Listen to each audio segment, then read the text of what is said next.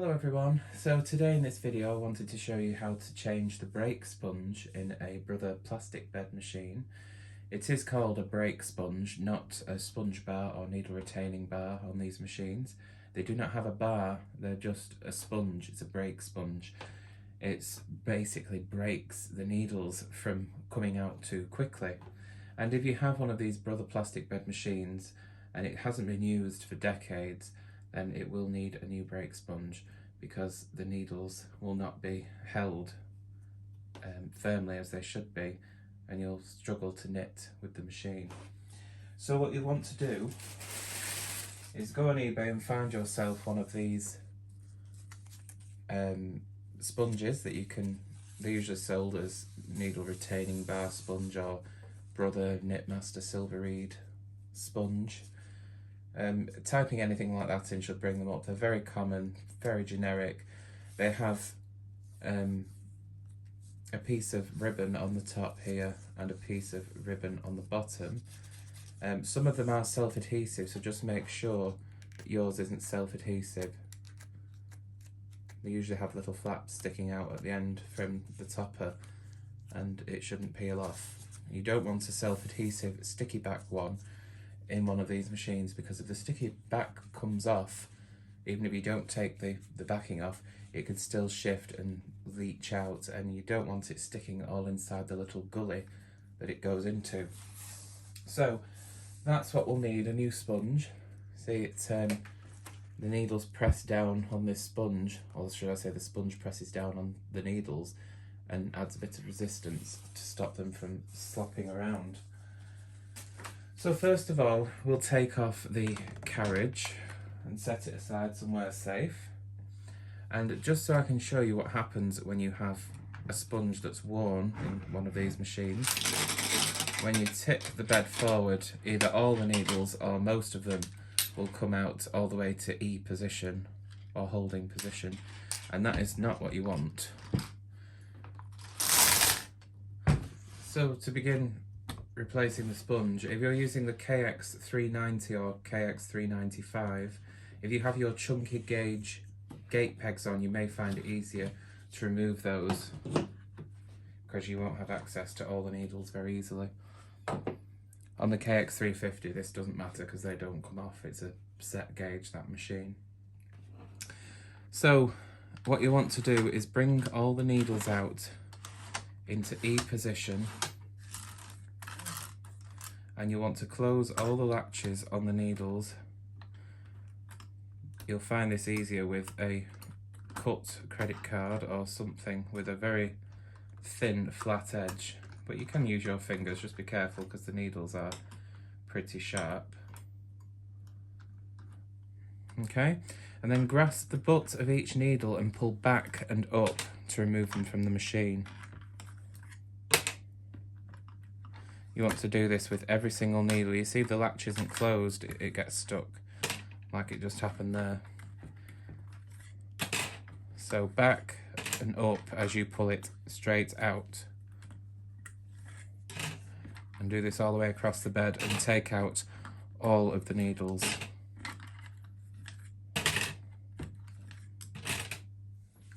After you've taken out all the needles, you may want to soak them in a few drops of knitting machine or sewing machine oil and about ½ litre of surgical spirit, in other words rubbing alcohol, and just shake them about a bit, let them soak for a couple of hours and shake them about, you know, every now and then while they're soaking, and that will clean them. This machine was actually brand new, so my needles don't need cleaning, so I can skip that step, but you may want to do that. So now we want to turn the bed onto its front, and you can see, we can just see there that the sponge is just sticking out of the end of the bed there. So you want to, it will be falling apart if it's the original one. So you carefully want to get a pokey tool and push that out, and just enough until you can grasp it. Push on the ribbon part itself rather than the actual sponge, because the sponge will want to fall apart. And very, very carefully pull the old sponge out so that you make as least mess as possible, because this sponge gets very, very sticky when it deteriorates. Okay. And you can see this is what the sponge looks like now after it's been compressed all these years, and at the end is closer to what it was like. It would have been a lot thicker than that as well, but there's just no life in it whatsoever, and you'll find you'll have to wash your hands after touching this because it is very, very sticky, and any of the residual bits that drop off it will also be sticky, so try not to get them on your machine if you can help it. You'll probably want to go in with a vacuum cleaner and just clean out any bits in that gully with a crevice tool or something to get all the little bits out. Now, if you're pretty lucky like I was, you're able to get this old sponge out without it leaving any residue. I've just been across with the vacuum here and just got out any loose bits that may have been there, but that's pretty successful. You may not be so lucky, you might have to do a bit of cleaning there to get all that gunk out if the two toppers of the sponge have separated. Also, check your needles while you're doing this. If it's the original sponge that's all perished, just check that they're not rusted, because that can happen. So I have my new sponge here. It doesn't really matter which side I use. I'm going to use the black side, I think, because that's usually the way it is on most of them. What you'll want to do is get yourself a good strong acrylic yarn, and acrylic's best because it's that type of a yarn that doesn't snap. It tries to slice through your fingers before it snaps when you try and break it with your hands, and you all know those yarns, I'm sure. So what I'm going to do is measure a length of yarn the same length as the needle bed and double it over, and you'll see why we're doing this in a moment. So you're thinking, what's this got to do with replacing the sponge? Well, you'll see. So now I've doubled it over, I'm going to thread it onto it can be a tapestry needle. I'm using a double-ended bodkin here. But thread the two ends through the needle. Okay.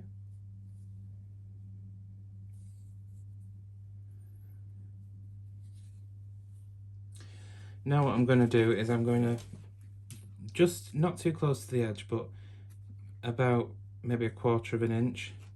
I'm going to push this through. Just twist it. If you're using a needle, be careful. This is a blunt tool.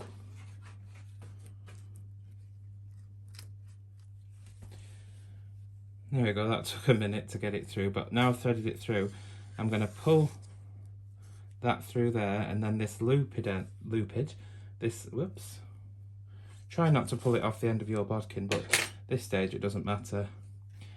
The looped end, I'm going to pull that together at the end of the sponge here to grasp it like so, and that sort of tapers it off, as you can see. Now I'm going to thread this end back through my bodkin because I lost it. It came off. There we are, so I've got a length of yarn, the length of the machine, doubled over. It's knotted onto the end of this end of the sponge, and it's threaded through my bodkin or tapestry needle, whatever. And why are we doing this? Well, if you look at the needle bed underside where this gully is, unlike say the Silver Reed LK-150, you have these bits of plastic strengthening supports that are moulded onto the plastic, and there's no way of pushing the sponge in. It has to slide through that, so you have to put it in from one end, and just pushing a bit of the sponge in as you go is very difficult and time consuming. So what you can do, this is going to be difficult to show you, but I'm going to pass that bodkin down through that gully down there. It's a bit long really, but we'll get it there. There we go. And then keeping this end free, I'm going to tip the machine up, and that bodkin will drop right to the other end.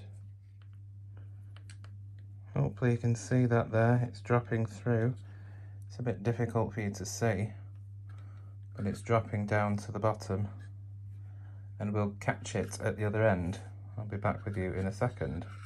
The reason I like to use a bodkin is when it gets to that end, I can use one of my needles to hook it into the end of the transverse side of the bodkin and pull it out like that. Makes it easier. So you can unthread it from the bodkin when it gets to this end, but make sure you don't lose it and it pulls back through, because your sponge is heavier than this end of yarn. Right, so now I have my sponge aligned here. I'm just going to tuck in, just start it off by getting that end through there, that little bit that was sticking out. And now what we simply do is make sure we guide the sponge with one hand, that it goes in straight, and just pull on the other end of this yarn. You can see why it needs to be a good strong yarn. And you'll see that will just pull all the way through. Now as you get about a third of the way down, you do want to relieve some of the pressure by grabbing hold of the sponge here, rather than pulling it with the yarn. And pull some of that through, because if you pull too much on the yarn, it will get stuck.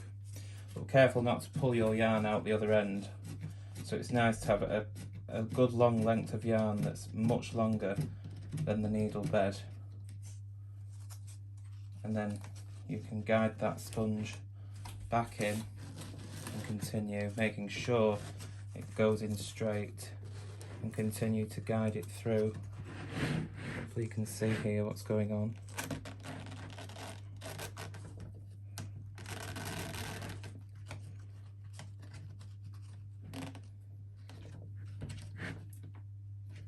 Sometimes it wants to get stuck, it's a bit bulky.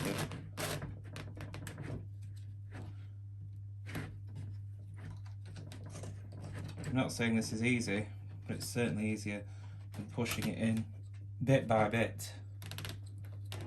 Okay, and you just want to carry on with that all the way along. Now, I've taken off both end caps just so you can see better, but we want a little bit of foam sticking out here beyond the needle bed, and a little bit here. I trimmed the ends off on the other one. I'll do it the same on this side. That's not essential, but you see I've uncut the yarn now and unthreaded that from that end. But just go across and press with your finger. Can you hear that? You want that bounce back, otherwise the sponge isn't going to perform its job efficiently. Okay,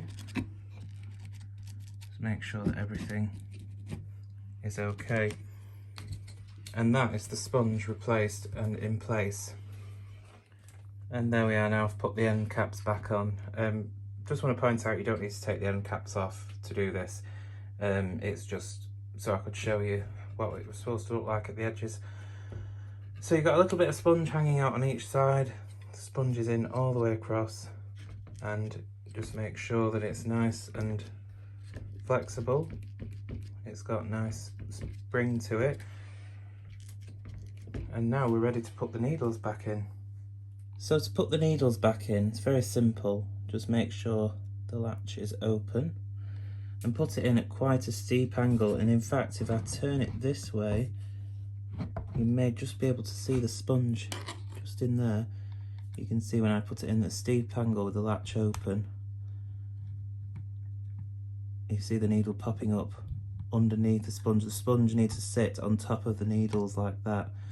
And you can just pull up a bit on the needle butt at the back and slide it home like that. You do that all the way along, steep angle under the sponge, lift up a little bit on the needle butt at the back so it goes into the channel, and push it home. Now, because of the plastic moulding that we talked about underneath the machine, which you can see here, this moulding all the way across, this sort of equals the sponge out for you, well, so it's easy for you to put the needles back in. That's why they're basically there. On an LK-150 silver reed machine that doesn't have that, you sort of have to go across, you know, putting in one needle and then skipping a space. all the way across and then filling in the in-between, and just keep halving it until you can put more of the needles back in. But because they've sort of already done that for you with the moulding, it's easier just to put the needles in one at a time all the way across. But you can still do that if you want to. But yeah, just one more recap and then I'll finish putting these needles in off camera. Latch open, needle in at a steep angle to go under the sponge, and then it pops through, lift up slightly on the needle butt at the back and slide it home. And that's all there is to it. I just wanted to get in really close here so you can see the sponge there inside the little gully that it sits in. And you can see what the purpose of it is. If you're new to machine knitting and you're being told you have to do this and why, then here's a demonstration of what it does. When the needle goes in underneath that sponge, like that, see that the sponge is on top of the needles now. You see that pressing on top of the needles there, and how it's lower. The sponge is lower over here than it is here because it's being compressed now on top of the needles, and that gives the needles a bit of resistance, which helps you knit more easily. So the needles, if the needles flop around, the carriage will jam a lot and the needles will lift up in their slots, and you don't want that. And on fancier metal bed machines it can cause mispatterning. So always need to replace the sponge, and that is the purpose of it, just to add a bit of resistance on the needles so that they are firmly in place and they stay in the position where you want them to.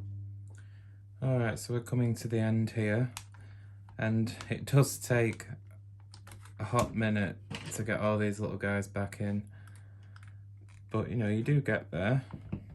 You may find when you get to the very end you'll have to push up where it's sticking up there, the sponge. You want to push that in with your finger to get in maybe the last 2 or 3 needles. Certainly the last 1 or 2 anyway. Just helps you get it under the sponge. There we go. And that's all the needles back in. Now if we turn it over, you can see that we have a little bit extra sticking out at this end, and a little bit extra sticking out at this end, and all the needles are back in their slots and the sponge is underneath the needles looking at it from this side.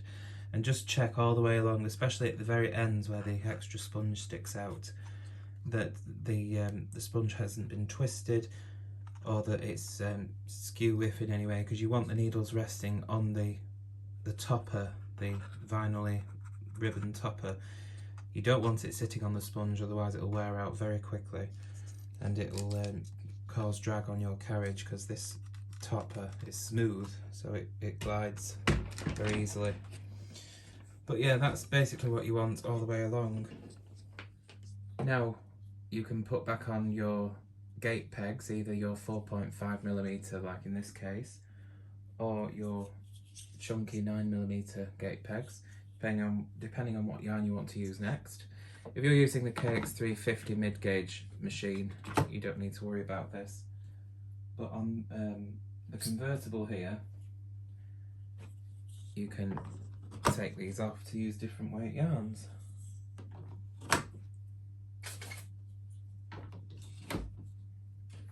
Okay, now all those are back on. You can see, and when we tip the bed forward at the beginning of this video, you'll see that all the needles dropped forward and they went all the way to E position or holding position, because the original sponge in there had completely disintegrated. It wasn't doing its job in holding pressure on top of the needles. You can see now that if we do that, the needles stay where they are. I'll tip it all this way forward. Even if I shake it like this, they still stay back, unless I physically moved them manually like this. And you can see they move very easily.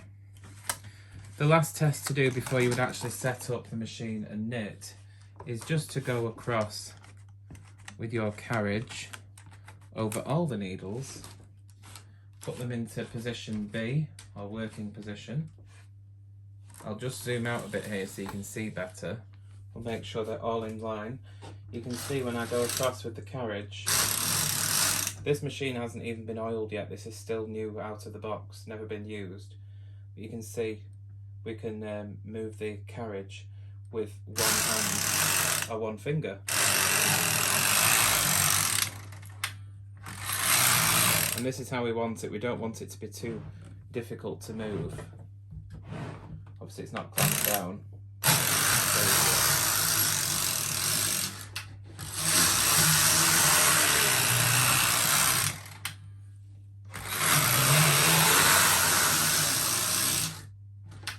And that's how we want it. The needles need to stay in place when the bed's tipped up, but they don't want to be so tight that the needles, the carriage is difficult to move. So, as long as you use one of those sponges like I showed you, you should be good to go. I wouldn't recommend using the LK-150, the genuine LK-150 sponge, because it's too thick and it's too wide, and you'll have trouble getting it through the little mouldings on the strengtheners in the plastic sections underneath the bed. So that generic one that you can use to replenish an actual needle retainer bar of a metal bed machine that I showed you at the beginning of the video, those are ideal. They work quite well. So hopefully you found this video useful, and I'll see you again next time. Take care.